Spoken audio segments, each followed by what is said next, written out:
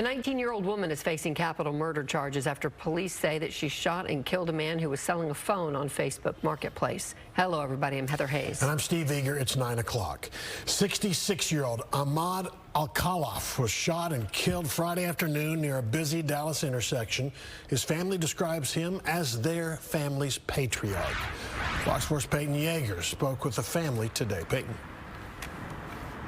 Steve, and the victim's family tells me they are left shocked and horrified by this act of violence. They feel the 66-year-old's life was robbed all over a cell phone. Now, this meetup just happened feet away from an elementary school along with a busy Dallas freeway with multiple witnesses also nearby. A 66-year-old husband and father from Saxe was murdered in the middle of the afternoon at this Oak Cliff gas station just off 35 and South Marsalis Avenue. Shots rang out Friday afternoon around 3 p.m. just as Felix G. Botello Elementary School was letting out. According to court records, 2 Dallas ISD police officers rushed to the Valero and found Ahmad Al-Khalaf shot next to his pickup truck. Al-Khalaf later died at the hospital. Dallas detectives learned Al-Khalaf was there to sell a black iPhone 15 to someone he'd been communicating with on Facebook Marketplace. Police obtained multiple surveillance videos from nearby businesses. They say the video showed 19-year-old Amaya Medrano and Al-Khalaf had a short conversation, and then Medrano ran off. As Al-Khalaf followed her, cameras captured Medrano turning around and shooting him. And out of nowhere, I just heard it, pow, pow, pow. It was like one shot, then 2 consecutive shots. According to an arrest warrant affidavit Fox 4 obtained on Thursday, investigators were able to match Medrano's distinct tattoos on her face and neck to her social media accounts. Just 3 days after the fatal shooting, police noticed the same Facebook account communicating with Al-Khalaf was selling a black iPhone 15 on the marketplace. Dallas police announced Wednesday Medrano was in custody by U.S. Marshals and was booked into the Dallas County Jail. Al-Khalaf's family tells Fox 4 the 66-year-old was a beloved husband, father, grandfather, uncle, and friend, going on to say he was a humble man who worked hard to support his family locally and abroad. Court records show Medrano was serving a 5-year probation sentence for aggravated assault with a deadly weapon after pleading guilty to stabbing someone last year in May of 2023. Now Medrano faces capital murder and her bond is set at $1 million. Garland police arrested 2 murder suspects after chasing them in a stolen car that actually belonged to the victim. Neighbors say the suspects were living with the victim before he was found dead, wrapped in sheets and a rug. Fox 4's David Santendri live with the update. David. Yeah, those 2 murder suspects may have been living in the victim's condo for several days after they killed him, with his body still wrapped inside. It always feels like Home surveillance footage appears to show 2 20-year-old murder suspects, Haley Barber and Leo Moore, going in and out of a 53-year-old man's condo during the possible time frame in which police say they stabbed that man to death. The video is stamped from Saturday night. The victim's body was discovered early Monday morning. It was several days. It does not appear that the stabbing occurred that morning, and we're working with the medical examiner to determine how long perhaps the person had been deceased. Inside Johnny Mac Ross Jr.'s condo near Lake Ray Hubbard is where police found his body wrapped up. From my understanding, there's multiple different types of material. There was like some sheeting, bed sheeting type of materials, as well as perhaps maybe like a rug or something to that effect. Police say a smell was coming from the condo this past weekend, and neighbors say it became progressively worse. Maybe Sunday evening, you could really start to smell it. Dylan Meadows and other neighbors say Barber and Moore were living with the victim for the past few weeks. Meadows says he heard unusually loud noises coming from the apartment. Last week, we heard them a couple times getting into it. Meadows says he's only had positive exchanges in the 6 months he's known Ross. We used to go fishing all the time out back. He used to come down and sit out there with fish with us. He used to bring us food, sit there on the grill. He was a really cool dude. Others in the community, however, tell Fox 4 there was high-risk activity associated with the condo. There's still a lot more information that our detectives are trying to uncover. Barber and Moore allegedly stole Ross's 2001 Mercedes and led police on a chase before being arrested near LBJ Freeway Monday afternoon.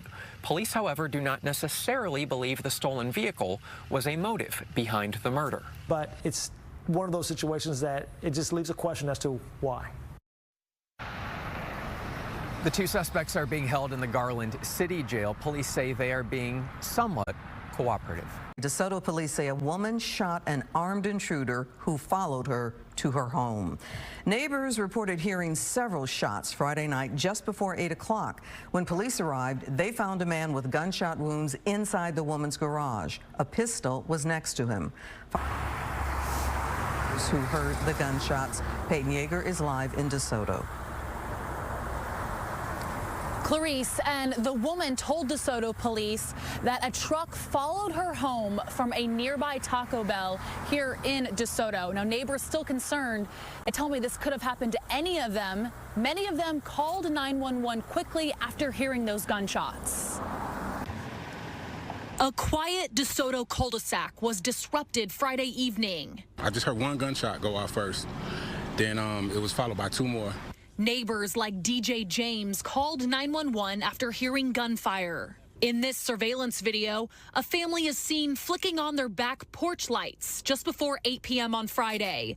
That's when DeSoto police say a woman shot a man who was trying to break into her home near South Polk Street and Beltline Road. That man was later identified as 35-year-old Octavio Flores Mondragon. There was a lot of confusion going on, and shortly thereafter, the DeSoto Police Department showed up. Surveillance video shows a caravan of DeSoto police cars responding within minutes. Police say dispatch could hear a woman screaming as Mondragon tried to force his way into her home through the garage door. The video then shows officers holding guns running to the back alley, where they found Mondragon's shot and a loaded pistol lying next to him. We just don't have this kind of activity here, so to me, it was jarring and scary.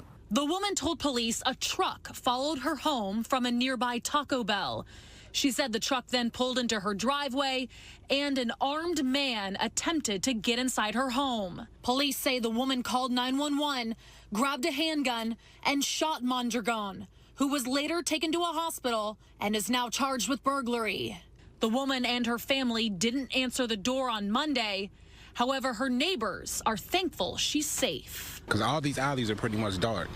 So, you know, someone that's looking to do something up to no good, you know, they see something like that and just like, but luckily, you know, she has safety and God with protection, you know, and a blessing over her. So I'm glad that, you know, it could have went a lot worse. They're great neighbors. I love them both, and it's just sad that it had to happen. Clarice, in last check from DeSoto police, the suspect remains in critical condition this evening at the hospital. And we looked up his public records, and the suspect only lives about a mile away from the victim. DeSoto police tell me they're still investigating a motive in this case, and they're also investigating to see if the suspect is connected to other crimes or calls in that neighborhood as well. Police records describe with graphic detail how a 19-year-old man got past security and sexually attacked his ex-girlfriend at her high school. Good evening, I'm Steve Eager. And I'm Heather Hayes. Mesquite police say the victim's mother told officers her daughter was in danger just hours before that attack. Fox 4's Alex Boyer is live in Mesquite with more on the investigation. Alex. Hey guys, and according to an arrest warrant affidavit, the victim's mother went to the Mesquite Police Department in person just prior to the attack to report that the suspect had been harassing her daughter and had threatened to show up at her daughter's school. After that, she even went to the school to let school resource officers know in person. It was Tuesday afternoon when Mesquite police say 19-year-old Cineas Elijah was able to bypass security at Horn High School and sexually assault his ex-girlfriend in a school restroom. Despite heightened attention on school security across Texas, police say a student at Horn let Elijah into the secure building. And you just need one individual to have nefarious intentions to have the ability to access that vulnerable spot. and in they'll get in. Dr. Alex Picaro is a criminologist not involved in this case. According to the arrest warrant affidavit, Elijah, who was dressed in all black and wore a hoodie over his head, encountered the victim in the hallway. The report states Elijah slapped her on the face, causing her headphones to get knocked to the ground, produced a kitchen knife, and said he was going to stab her, and choked her by placing one of his hands around her neck. Those details were confirmed in surveillance video recorded by school cameras. The video cuts off when the two enter a bathroom where the victim said Elijah allegedly sexually assaulted her before taking off. It is a very rare occurrence, but it is the reason for those procedures and protocols and why students need to make sure they follow them. Lieutenant Michael Kelly says there are 2 designated entrance points at the school, adding that the student let Elijah in through a locked exterior door. Elijah was arrested at his home in Seagoville. State lawmakers have made school safety a top priority in response to the deadly mass school shooting in Uvalde. Legislation passed last year created the requirement for an armed security guard to be present on all campuses and silent panic alarms to be installed in classrooms, among other security enhancements. At Mesquite Horn, police say 3 officers are always assigned to the campus, but experts say this incident is an example of how even the best security plans aren't foolproof. All those plans are worthless when a person takes actions that allow opportunities to get into the school that are not accounted for in the security plan. And in a letter sent home to parents, the school district stated that the student who let Elijah into the building is being disciplined, but would not elaborate, citing student privacy laws. I can tell you that there is a school board meeting tonight. We, of course, will monitor it and let you know of any developments that may come of that. A driver is recovering in the hospital after he was shot by a passenger who hired him for a ride in Fort Worth. Fort Worth police are searching for the gunman and a woman who was with him. Fox 4's Peyton Yeager is live in Fort Worth. And Peyton, you spoke to that driver. Clarice, I did, and that driver, the victim, tells me he was a little uneasy when the suspect got in the car because the suspect got in the front seat and then was hesitant in paying up front, and then a woman got in the back seat. The victim says that the suspect demanded his car and then opened fire. He shot me down, looked at my arm. I'm like, I got shot. So all I see is blood. I'm like, I don't know if I go left, I don't go right. So I think get out the apartment and go to the nearest convenience store. Marks Jean made the quick decision to drive to a nearby taco casa after he was shot multiple times Tuesday evening. The 29-year-old from Arlington bleeding as he dialed 911 for help. Honestly, I'm feeling blessed. Yes, I'm in pain, but at the same time, though, I'm blessed to be here. Jean tells Fox 4 from his hospital bed Wednesday he's been driving for Lyft on the side for 5 years. However, Tuesday night, he agreed to a ride off the platform from an apartment complex near Crowley Road and Sycamore School Road. Jean says he met the gunman last week while giving him a Lyft ride and offered his phone number for any future off-the-book rides. Once the suspect was in the car, Jean asked for a fare to be paid up front. An argument took place, and then Jean says the suspect opened fire, striking him in the arm and the leg. He pulled a gun on me. I'm like, yo, what's going on? Like, I'm like, it's all going fast. I'm like, what's going on? He's like, yo, give me your car. You're going to get out the car. We don't know if this was going to lead to a carjacking, some kind of robbery, but it did involve a disagreement. The gunman took off on foot. Fort Worth police are still looking for the suspect. One of the things we want to make sure we stress is it's always safest to use the applications that are out there. For instance, Lyft, it has emergency notifications. It lets you know who you picked up, where you picked them up from, and their destinations. Again, Jean is in a Fort Worth hospital and he had surgery late this afternoon. Fort Worth police tell me they are still looking for the gunman, and they also want to speak to the woman who was present for the shooting. Now, Lyft tells us while this didn't happen on their platform, they are assisting Fort Worth police in the investigation. And in their statement, Lyft says off the platform rides are prohibited. Clarice? Peyton. A North Texas police chief is describing the incident that led to the recent criminal indictment of one of his officers. Good evening. I'm Clarice Tinsley. Lake Worth police terminated Officer Landon Rollins this summer. Fox 4's Deanne Anglin spoke with the department's chief today. Deanne. Hi there, Clarice. Well, the encounter took place in this area of North Fort Worth, a use of force that the police chief describes as allegedly going too far. With the conversations that were taking place between the suspect and the doctors and the nurses about what happened, he shared one version of the story that was contradicting what was told by the officer. That officer, now under criminal indictment, is 3-year Lake Worth PD veteran Landon Rollins. He's also a former officer of Fort Worth PD.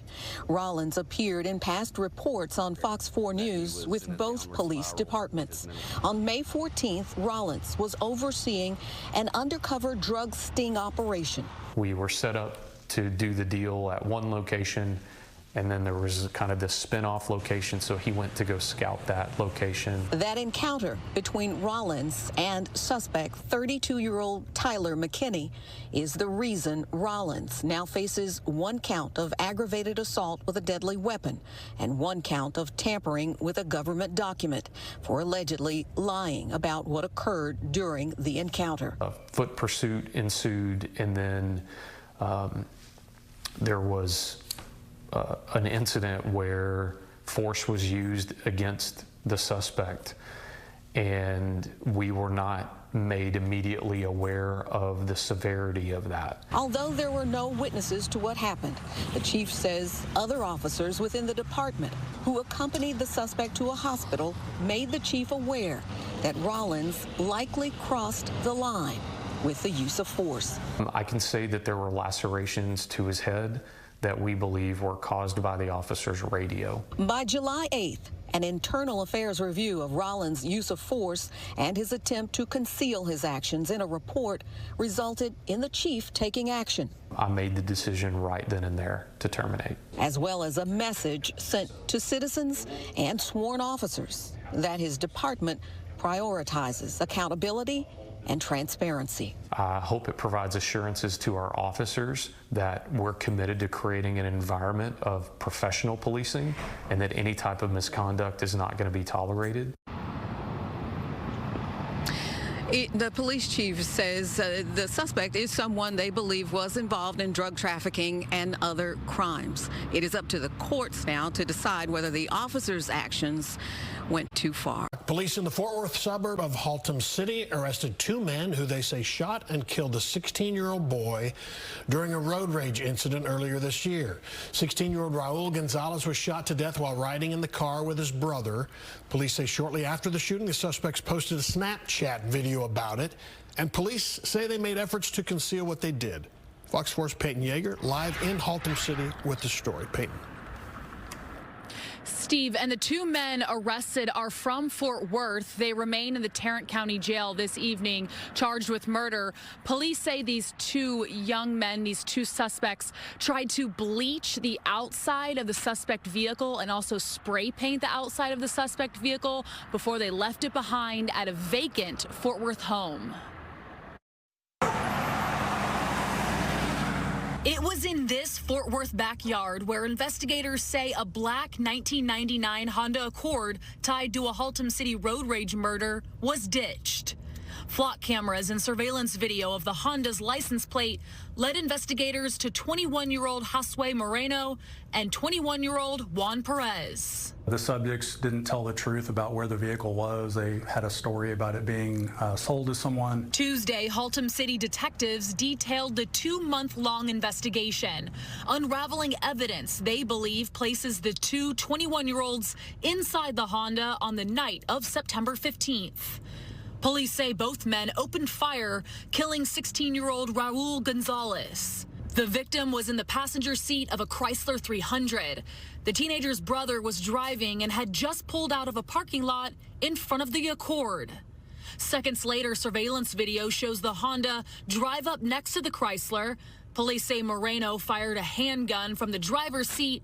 Perez fired a rifle. The bullets went through the right side of the Honda and into the back of the Chrysler. It was later learned during the investigation that the subjects not only talked to other people about the offense, but posted on social media. So there was at least a handful of people that knew about it. Police say a few of Moreno's friends were interviewed by Haltom City Police. Their phones were scrubbed, revealing Google searches of Fox 4's previous stories of the deadly shooting. Investigators also found Snapchat videos of the two suspects reenacting the shooting with others in the background. We know there's people out there that have specific information about the offense. Haltom City Police tell me they believe there were 4 suspects inside that black Honda Accord. Now 2 are in custody, so they're still looking for 2 more. They're asking the community if anyone has any information to please come forward. A Rowlett community says a 17-year-old has been wreaking havoc on neighbors, and now he's been arrested for multiple burglaries of motor vehicles. Fox 4's Amelia Jones joins us live after speaking with some of those neighbors. Amelia? David, neighbors tell me this isn't the first time they've seen police on their street regarding 17-year-old Deshaun Marquise Davis. In July, neighbors say police were called out for another incident involving Davis. Now that he's in police custody, neighbors tell me they feel relieved and hope their neighborhood can go back to feeling safe and quiet. On Wednesday, SWAT teams descended on a Rowlett home on Magnolia Lane. Rowlett police were serving a search warrant connected to the arrest of 17-year-old Deshaun Marquise Davis for burglary of multiple vehicles over the past 7 months. Davis was arrested in Garland on Wednesday. I definitely feel safer, yes. Neighbors like Drew Welch are aware of Davis and his alleged crimes. Well, I knew that this particular person has been wreaking havoc in the neighborhood, but happy to see that the situation was being resolved. A homeowner who lives in the neighborhood across the street sent Fox 4 this Ring doorbell footage taken in late October. You see someone trying to open the car door, then leaves when they're unsuccessful. The homeowner believes this is Davis and offered to turn the video over to police if they need it. Since all of this has been going on, we've had nightly patrol and things like that, which I'm very grateful for. But other than that, this neighborhood is very quiet and very safe. Officers recovered 4 stolen firearms and seized several computers that are believed to be stolen when they searched Davis's home. Several neighbors told us off camera seeing police and SWAT teams outside the home didn't surprise them. They hope this is a turning point for the neighborhood and Davis. I really just hope that this is the end of it and that this juvenile can turn his life around from here.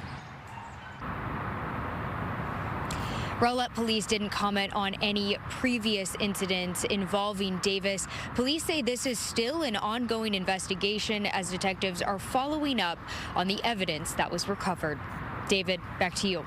That's Amelia Jones reporting. Amelia, thank you for that report. The Texas Supreme Court has cleared the way for Robert Roberson to be executed. Good evening, I'm Steve Eager. I'm Heather Hayes. Roberson's execution was held up originally because a House committee wanted him to testify. Some lawmakers think he may be innocent. Fox 4's Stephen Dial live with what's next. The Anderson County District Attorney, where that case originated, will have to now file a new petition for execution. And while the state Supreme Court told lawmakers they can't block the execution, they said they are within their right to still get testimony from Roberson.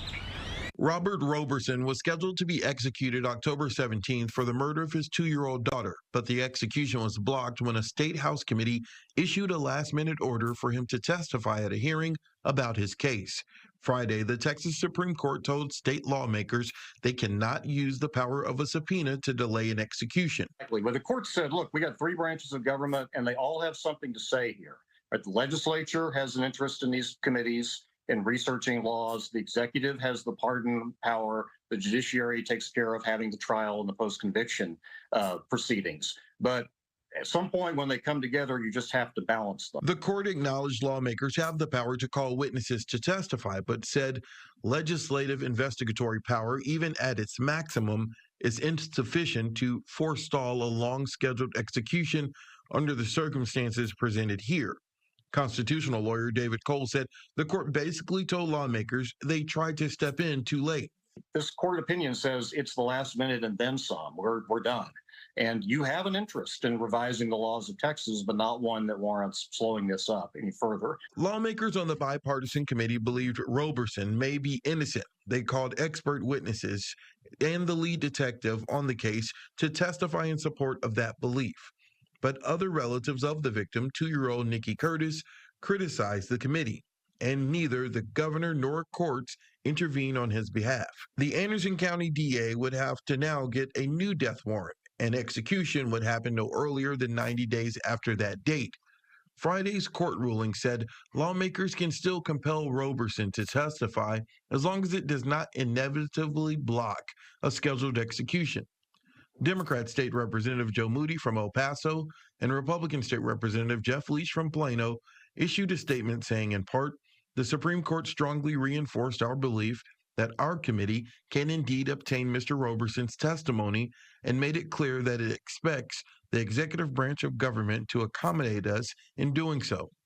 That has been our position all along, and we look forward to working with the executive branch to do just that. Now, an execution would happen no earlier than 90 days after that execution warrant is obtained. Now, David Cole told me that the attorneys for Roberson could try one last Hail Mary, but he thinks it's unlikely that's going to the Criminal Court of Appeals with their new justices that will be sworn in January.